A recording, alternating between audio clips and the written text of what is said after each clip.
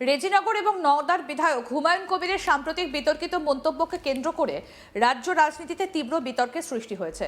সোমবার বিধানসভায় এ প্রসঙ্গে মুখ্যমন্ত্রী স্পষ্ট বার্তা দিয়ে বলেন, আইন মেনে চলতে হবে এবং ভাষা এবং আচরণে সংযম রাখা প্রত্যেক জনপ্রতিনিধির দায়িত্ব। তিনি সতর্ক করে জানান, আইন অমান্য করলে তার পরিণতি ভালো হবে না। এই আবহেই মঙ্গলবার ৩০শে জুন সকালে হুমায়ুন কবিরের সেই বিতর্কিত সভার আয়োজকদের বিরুদ্ধে পুলিশের পদক্ষেপ সামনে আসে। হুমায়ুন অনুগামী ৩ আয়োজককে গ্রেফতার করেছে পুলিশ। এর মধ্যেই নিজের বক্তব্য নিয়ে কিছুটা সুর নরম করেছেন হুমায়ুন। তিনি স্বীকার করেন যে তার মন্তব্যের একটা অংশ বলা ঠিক হয়নি, তবে পুরো বক্তব্য থেকে সরে আসেননি হুমায়ুন কবির। হুমায়ুন কবির বলেন, শক্তিশালী মুখ্যমন্ত্রী বলে তিনি সংবিধানের শপথ নিয়ে যা খুশি তাই করতে পারেন বলে আমার জানা নেই।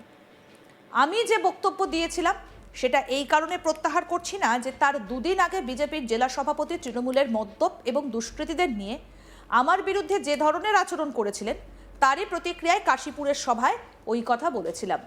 তবে তিনি আরও বলেন, আমি মুসলমানদের নিয়ে নামবো বলেছিলাম, ওই মন্তব্য করা আমার ভুল হয়েছে, সেই অংশ আমি প্রত্যাহার করছি। আমি 2 লক্ষ মানুষের ভোটে নির্বাচিত হয়েছি, কারো দয়ায় ভোট পাইনি। কি বলছেন এজেইউপি বিধায়ক হুমায়ুন কবির, শুনুন। আমার এটা বলা ভুল হয়েছে যে এটুকু আমি মানছি যে আমি মুসলমানদের নিয়ে নামবো বলেছি, তো মুসলমান নিয়ে বলাটা প্রত্যাহার করছি। কিন্তু আমি আম জনতা উন্নয়ন পার্টির 2 লক্ষর উপর ভোট পেয়েছি আমি একা, 2টো সিটে। আর আমার বেলডাঙ্গার প্রার্থী সেও 47,000 ভোট পেয়েছে, হরিয়ারপাড়ার প্রার্থী সেও 68,000 ভোট পেয়েছে।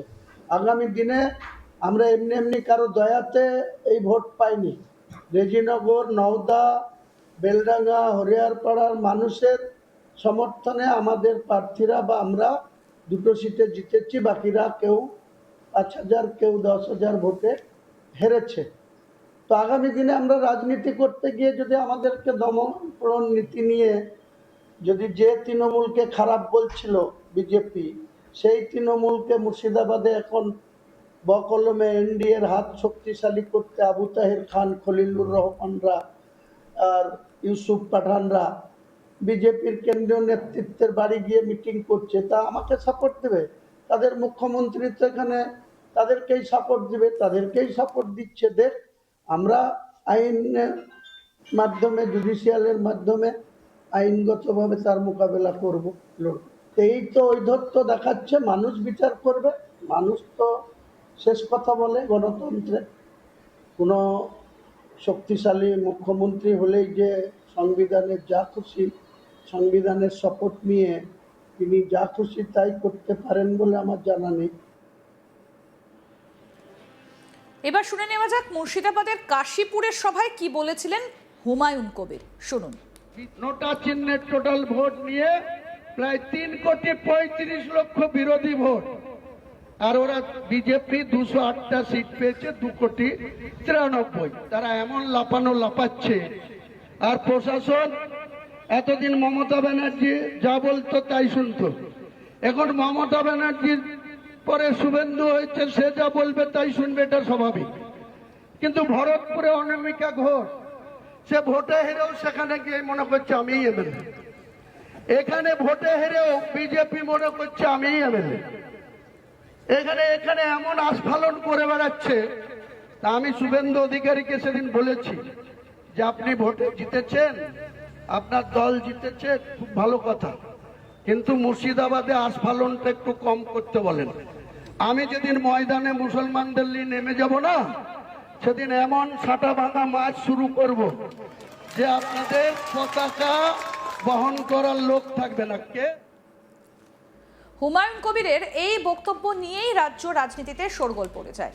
সোমবার 29শে জুন বিধানসভায় এ নিয়ে বিবৃতি দেন রাজ্যের মুখ্যমন্ত্রী শুভেন্দু অধিকারী। তিনি বলেন, মুখ্যমন্ত্রী আরও বলছেন, এনাফ ইজ এনাফ, সময় এসেছে এই ধরনের লোককে সবক শেখানোর। কি বলেছেন মুখ্যমন্ত্রী, আসুন শোনাই।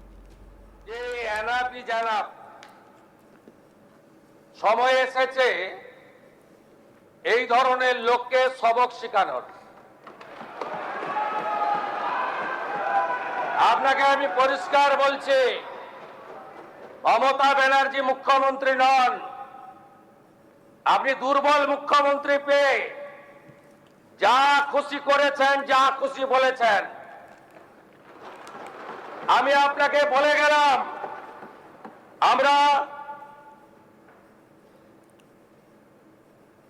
দুটো এফআইআর স্টার্ট করেছি। আমাদের প্রতিনিধি সব্যসাচী কি প্রতিবেদন তুলে ধরেছেন দেখবো এবার। দিন কয়েক আগেই রেজিনগর বিধানসভার কাশীপুর গ্রামের একটি প্রকাশ্য জনসভা থেকেই একাধিক বিস্ফোরক মন্তব্য করেন হুমায়ুন কবির। তিনি সরাসরি যেমন বিজেপি কার্যকর্তাদের সাঁটা গরম করে দেওয়ার মন্তব্য করেন, তার পাশাপাশি মুসলিম সম্প্রদায়ের মানুষজনদের নিয়ে তিনি রাস্তায় নেমে সাঁটা গরম করে দেবেন এই রকম মন্তব্যও কিন্তু করেন। এবার কিছুটা হলেও কিন্তু সুর নরম হলো হুমায়ুন কবিরের, কারণ যে তিনজন নেতৃত্ব এই কাশীপুরের যে সভা, সেই সভার যারা আয়োজক ছিলেন তাদের তিনজন নেতৃত্ব যে ইউপির তিনজন নেতৃত্বকে কিন্তু গ্রেপ্তার করেছে ইতিমধ্যেই শক্তিপুর এবং রেজিনগর থানার পুলিশ, এবং তিনজনকেই পুলিশ হেফাজতেও নিয়ে আসা হয়েছে।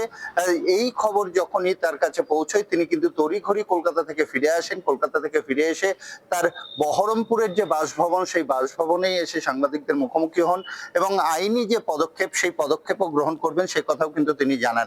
এবং তার পাশাপাশি তিনি তার নিজের বক্তব্য থেকে সরে আসেননি, তার সুর কিন্তু কিছুটা হলেও নরম হয়েছে, কারণ মুখ্যমন্ত্রী সরাসরি তার নাম করেই কিন্তু হুঙ্কার ছেড়েছেন বিধানসভা থেকে। আর তারপরেই কিন্তু গ্রেপ্তারের ঘটনা এবং পারিপার্শ্বিক হুমায়ুন কবিরের বাড়িতে দুটি থানা থেকেই কিন্তু নোটিশও গিয়ে পৌঁছয়, সেই খবর আমরা তুলে ধরেছি দর্শকদের, যে দুটি নোটিশ পাঠানো হয় যে তাকে সরাসরি গিয়ে হাজিরা দিতে হবে শক্তিপুর থানায় এবং রেজিনগর থানায় 3 তারিখ এবং 4 তারিখ। আর সেই নোটিশও এসে পৌঁছয়। তারপরে কিছুটা হলেও তার সুর নরম হয়েছে এটা বলাই যেতে পারে, যদিও তিনি তার বক্তব্য থেকে ফিরে আসেননি। তিনি যে কথা বলেছেন, যে তিনি বক্তব্যের মাঝে বলেছিলেন যে কোন এক সম্প্রদায়ের নাম করে বলেছিলেন যে মুসলিম সম্প্রদায়ের মানুষজনদের নিয়ে পথে নামবেন, সেই কথাটা তার বলা ঠিক হয়নি। সেই বক্তব্য থেকে তিনি সরে আসছেন, সেই কথা তিনি সরাসরি জানিয়েছেন। তবে তার যে বক্তব্য ছিল, কোন পরিপ্রেক্ষিতে তিনি এই বক্তব্য করেছিলেন সেটিও কিন্তু তিনি পরিষ্কারভাবে জানিয়েছেন। তিনি কিন্তু পরিষ্কারভাবে এটি জানিয়েছেন যে তার যে বাবরি মসজিদ, তার উল্টো দিকেই বিজেপির সভাপতি গিয়ে সেখানে তার বিরুদ্ধে একাধিক ব্যক্তি আক্রমণ করে এসেছিল, কুরুচিকর মন্তব্য করে এসেছিল, এমনই কিন্তু তিনি বক্তব্য রাখেন। তার অভিযোগ এটাই যে সেই পরিপ্রেক্ষিতেই কাশীপুরের যে সভা, সেই সভা থেকেই তিনি এই বক্তব্য রেখেছিলেন, কারণ তাকে ব্যক্তি আক্রমণ করা হয়েছিল। এবং তিনি এ অভিযোগও করেছেন যে বিজেপির যে কার্যকর্তারা সেই সভায় ছিলেন, সেখান থেকে কিন্তু একাধিক মত্ত অবস্থায় মানুষজনকে নিয়ে যাওয়া হয়েছিল এবং সেখানে দাঁড়িয়ে থেকেই হুমায়ুন কবির, যিনি রেজিনগর এবং নওদার বিধায়ক, সেই